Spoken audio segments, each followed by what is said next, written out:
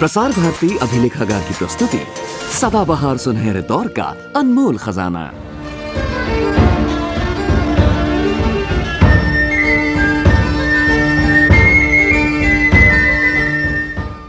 भारतीय क्रांति की जननी हैं मैडम भिखाई जी रुस्तम जी कामा।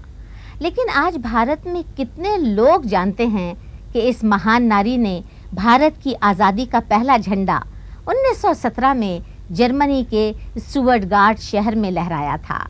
बाद में इसी झंडे में कुछ फेरबदल करके इसे देश के राष्ट्रीय ध्वज का रूप दिया गया। ये मैडम कामा ही थी जिन्होंने गांधी जी से भी पहले भारत की पूरी आज़ादी की मांग की थी। भारत से अंग्रेजी शासन को उखाड़ फेंकने के लिए उन्होंने लंदन, पेरिस और जेनेवा से क्रांतिकारी मूवमेंट शुरू की और ब्रिटिश साम्राज्यवाद की शक्ति को ललकारा।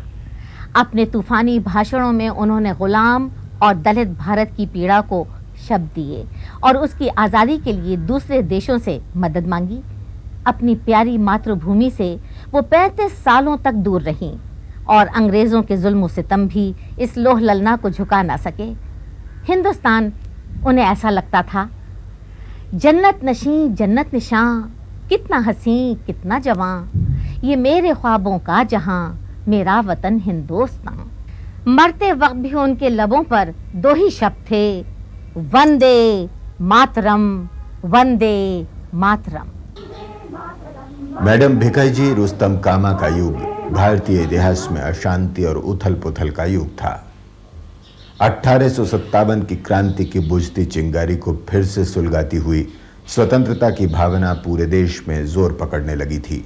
दादा भाई नौरोजी, लोकमान्य बाल गंगाधर तिलक और गोपाल कृष्ण गोखले जैसे नेता सामने आकर लोगों में राष्ट्रीय चेतना जगा रहे थे और उन्हें बेड़ियों को तोड़ने की प्रेरणा दे रहे थे। अंग्रेजों के अत्याचारी शासन का विरोध रोष की व्यापक लहर का रूप ले रहा था।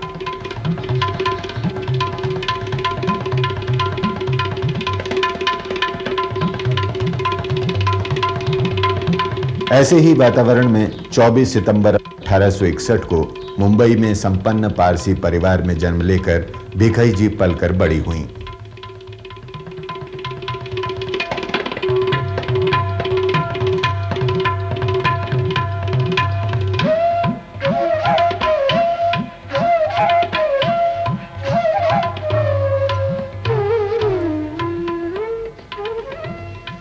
तेजी से घूमते घटना चक्र का उनके संवेदनशील मन पर गहरा प्रभाव पड़ा। उस समय के अन्य संपन्न पारसी परिवारों की ही तरह भिखाई जी के पिता सोराब जी फ्राम जी पटेल के परिवार ने भी अंग्रेजों के रहन सहन और रंग ढंग को अपना लिया था। लेकिन सारे सुखसाज और ऐशो आराम में पलते हुए भी भिखाई जी का मन पश्चिमी सभ्यता की चकाचौंध में खो नहीं गया। गरीबी में पिसते अपने परतंत्र देश की बदहाली और कष्टों को देखकर कराह उठा, जिन पर विदेशी शासन एक कहर की तरह छाया हुआ था।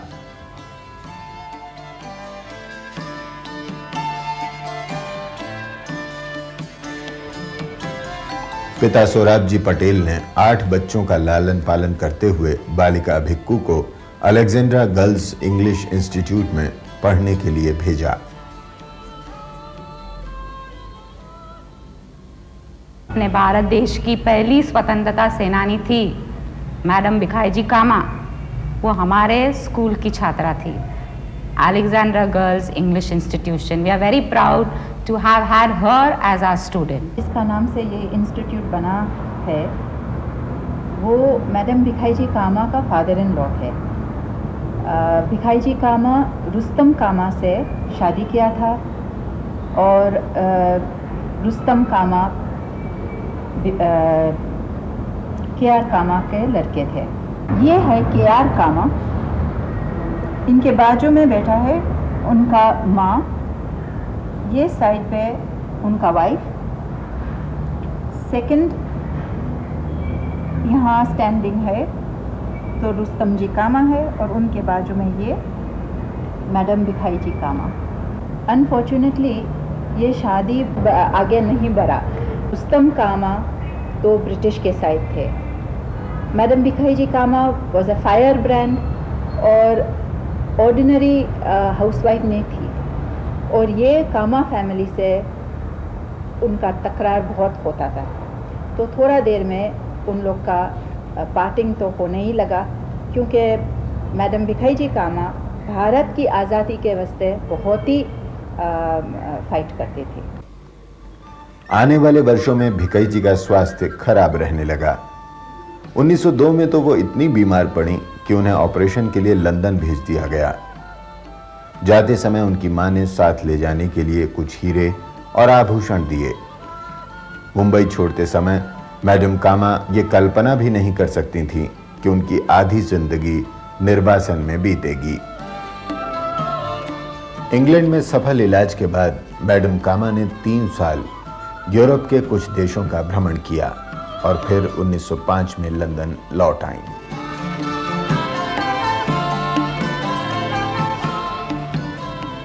यहां वे भारत को आजादी दिलाने के लिए राजनीतिक गतिविधियों में भाग लेने लगीं और सबसे पहले सुधारवादी नेता दादा भाई नौरोजी के प्रभाव में आईं।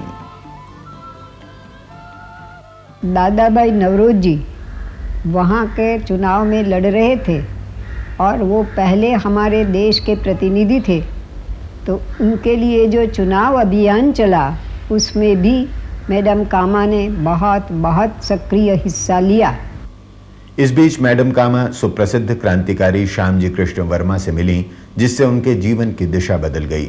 उन्हें विश्वास हो गया कि भारत की आज़ादी केवल सशस्त्र क्रांति से संभव है। को ये लगा कि क्रांतिकारी सिद्धांतों का पालन करने से भारत की आज़ादी जल्दी से जल्दी प्राप्त हो सकती है। इसीलिए उन्होंने सबसे पहले इंटरनेशनलिस्ट की भांति से कार्य किया, यानी अंतर्राष्ट्रीय स्तर पर उन्होंने अन्य रेवोल्यूशनरियों से संपर्क रख के उनसे पत्र व्यवहार किया और वे खिलौने में राइफल्स, रिवॉल्वर्स और आर्म्स बेचती थी हिंदुस्तान में, खिलौने में छिपाकर, और इसी तरह इंडियन रेवोल्यूशनरीज की ये मदद करती थी। उनका ये भी मानना था कि साम्यवादी मार्क्सिस्ट लेनिनिस्ट अप्रोच भारत के लिए क्रांतिकारी अप्रोच बहुत ही अच्छा रहेगा, क्योंकि होम रूल प्राप्त करने में भारत को स्वतंत्रता, संपूर्ण स्वतंत्रता नहीं मिल सकती। क्योंकि सरकार की उन पर खौफ नज़र थी, वे धीरे धीरे वहाँ से अलग होती गई और पेरिस में जाकर के उन्होंने अपना मुकाम स्थिर किया। वो क्रांतिकारियों की मदद करती रही। उन्होंने कुछ ऐसे पत्रक भी निकाले जिससे कि वो लोगों में और विशेष करके प्रदेश के लोगों में हिंदुस्तान की गुलामी के बारे में खबरें देती रही। जर्नलिज्म में वे प्रथम इंडियन सोशलिस्ट में लिखने लगी, जो रेवोल्यूशनरी क्रांतिकारी पंडित श्यामजी कृष्ण वर्मा एडिट करते थे। इसके बाद में उन्होंने वंदे मातरम, जो सितंबर 1909 में शुरू हुआ, इसमें लिखना शुरू किया। बर्लिन से जो मैगज़ीन तलवार नाम का मैगज़ीन निकलता था, उसका संपूर्ण कार्यभार मैडम भिखाई जी को सौंपा गया और ये मैगज़ीन के द्वारा उन्होंने अपना क्रांतिकारी कार्य को काफ़ी आगे बढ़ाया। और ये मैगज़ीन में जो प्रथम पंक्ति बेट, जिसको उर्दू में कहते हैं, बहादुर शाह जफर की बेट है।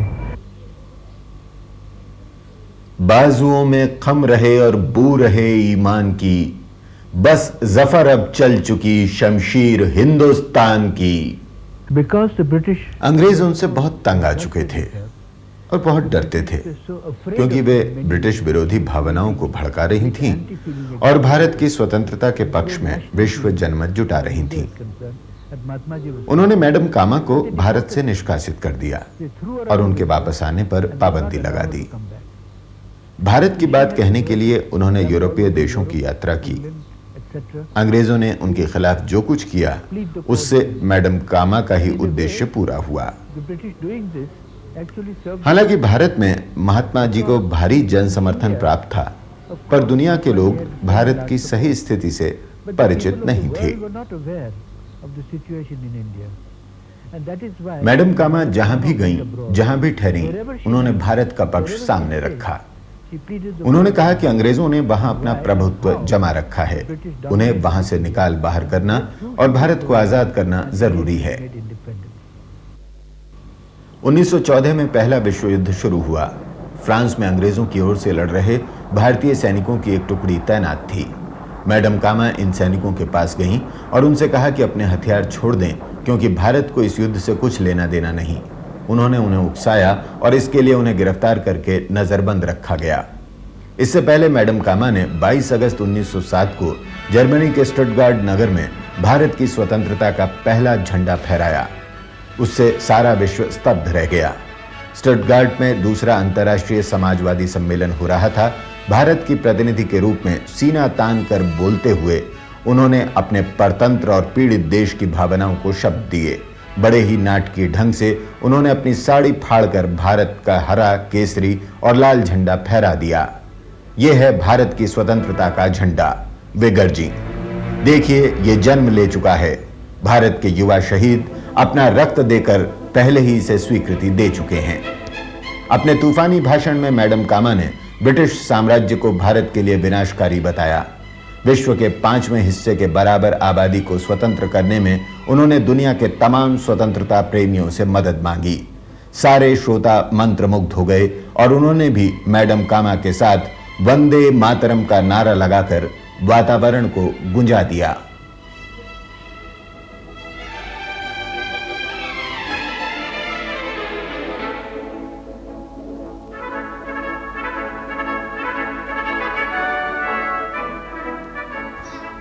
कितने लोग जानते हैं कि मैडम कामा ने जो झंडा स्टुटगार्ट के सम्मेलन में फहराया था, स्वतंत्र भारत का राष्ट्रीय ध्वज उसी में थोड़ी बहुत फेरबदल करके बनाया गया है। उस समय वहां रूसी क्रांति के नेता लेनिन भी उपस्थित थे। मैडम कामा ने जो झंडा बनाया था, उसके लिए उन्होंने वीर सावरकर से विचार विमर्श किया था। इस झंडे में 3 चौड़ी पट्टियां थीं। पहली पट्टी हरे रंग की थी, जो भारत के मुसलमानों का प्रतिनिधित्व करती थी।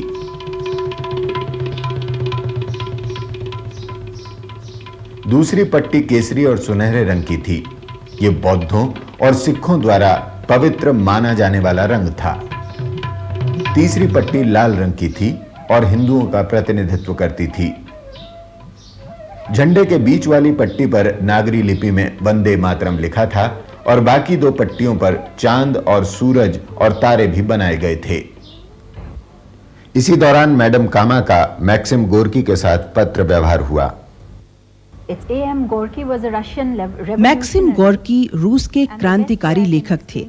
अच्छा रहेगा मैं वह पत्र पढ़कर सुनाऊं जो अक्टूबर 1912 में भिखाईजी कामा ने उन्हें लिखा था। प्रिय महोदय, $26 की छोटी सी रकम भेजने के लिए बहुत धन्यवाद। मुझे आपका पत्र भी मिला जिसमें आपने मुझे रूसी लोकतंत्र और रूसी महिलाओं के लिए लिखने को कहा। इस समय तो मैंने अपनी सारी ऊर्जा अपने देश और उसके संघर्ष में लगा दी है। फिर भी मैं अगर आपके देश के लिए एक लेख लिख सकी तो अपनी सारी शक्ति लगा दूंगी और आपके सुझाव को पूरा करूंगी। आपसे साफ शब्दों में कहूं, अगर इस लेख के लिए मुझे थोड़ा बहुत पारिश्रमिक भी मिलेगा तो उसके लिए मैं आपकी आभारी रहूंगी। आपको सावरकर जी की एक पुस्तक भेज रही हूँ। बहन की शुभकामनाओं सहित आपकी भिखाईजी रुस्तम जी कामा। भिखाईजी रुस्तम जी कामा। मैडम कामा उग्र विचारों वाली क्रांतिकारी महिला ही नहीं थी, उन्होंने एक नारी का कोमल और करुणा से भरा हृदय भी पाया था। उन्होंने समाज सेवा के भी काफी काम किए हैं। इनमें सबसे उल्लेखनीय वह सेवा है जो उन्होंने 1896 में मुंबई में प्लेग की महामारी फैलने के समय की थी। फ्लोरेंस नाइटिंगेल की तरह उन्होंने प्लेग से पीड़ित रोगियों की परिचर्या की। वैसा करते हुए उन्होंने अपनी जरा भी परवाह नहीं की। उनके परिवार वालों ने उन्हें टोका, लेकिन वे पीछे नहीं हटी। उन्हें खुद भी प्लेग की छूत लग गई पर अपनी जुझारू भावना के कारण वे इससे बच निकलीं। वे इस कथन में विश्वास करती थीं कि She believed in the saying that failures are only stepping stones to success. माने निष्फलताएं सफलता प्राप्त करने का पहला कदम है। Her contribution in many other ways. अन्य अनेक प्रकार से भी उनका योगदान अद्वितीय रहा है।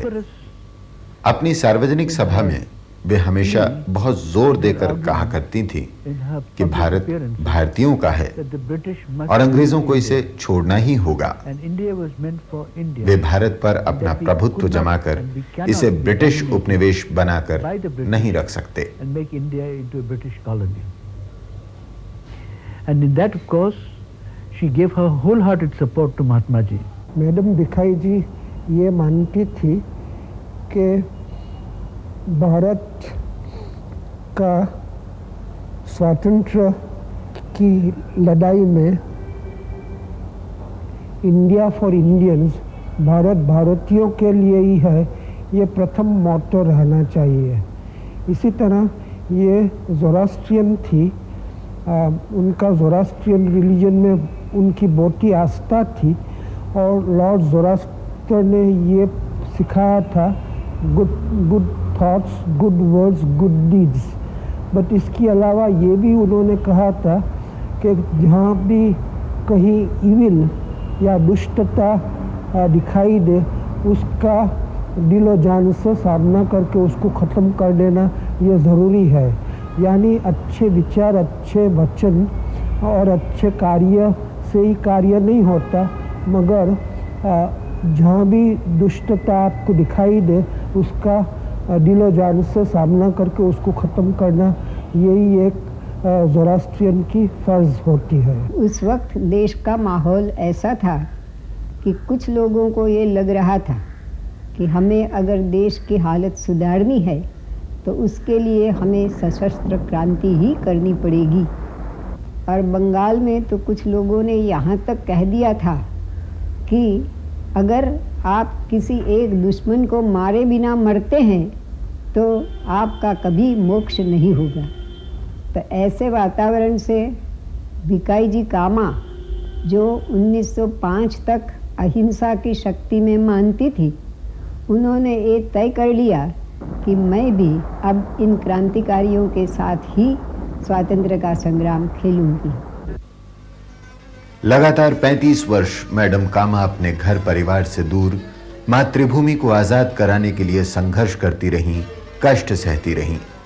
उनकी अदम्य आंतरिक शक्ति के आगे सारा ब्रिटिश शासन डोल उठा, लेकिन धीरे धीरे बुढ़ापे ने उन्हें आ घेरा। उनका शरीर रोगों से जर्जर हो गया और वो इतनी कमजोर हो गईं कि उनके लिए खड़ा रह पाना भी मुश्किल हो गया। वो अपने अंतिम दिनों में अपने देश लौटने के लिए व्याकुल हो उठी, लेकिन उनके भारत आने पर पाबंदी थी। ब्रिटिश सरकार ने सिर्फ इस शर्त पर उन्हें वापस भारत आने की अनुमति दी कि वे वहां राजनीतिक गतिविधियों में हिस्सा नहीं लेंगी। आंखों में आंसू भरकर उन्होंने शर्तनामे पर हस्ताक्षर कर दिए।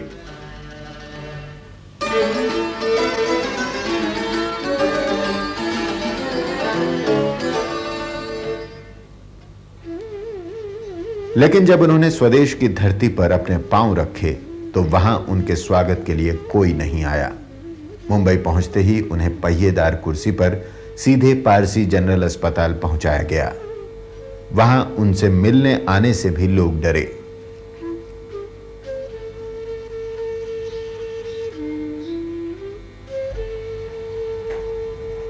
आठ महीने की लंबी बीमारी के बाद मैडम भिखाई जी कामा ने संसार से विदा ली। मरते समय उनके होठों पर दो ही शब्द थे, वंदे मातरम। उनकी मृत्यु पर कोई शोक सभा नहीं हुई, किसी ने आंसू नहीं बहाए। पर स्वतंत्रता के बहुत समय बाद कृतज्ञ देश ने उन्हें याद किया और उनकी स्मृति में मुंबई की महाराष्ट्र सचिवालय रोड का नाम बदलकर मदाम कामा रोड रखा गया। अलेक्जेंड्रिया गर्ल्स इंग्लिश इंस्टीट्यूट, जहां मैडम कामा ने बचपन में पढ़ा था, वहां भी उनकी स्मृति को बनाए रखा गया है। स्कूल के पुस्तकालय में उनके जीवन पर लिखी अनेक पुस्तकें हैं, जिन्हें पढ़कर बच्चे आज भी प्रेरणा लेते हैं।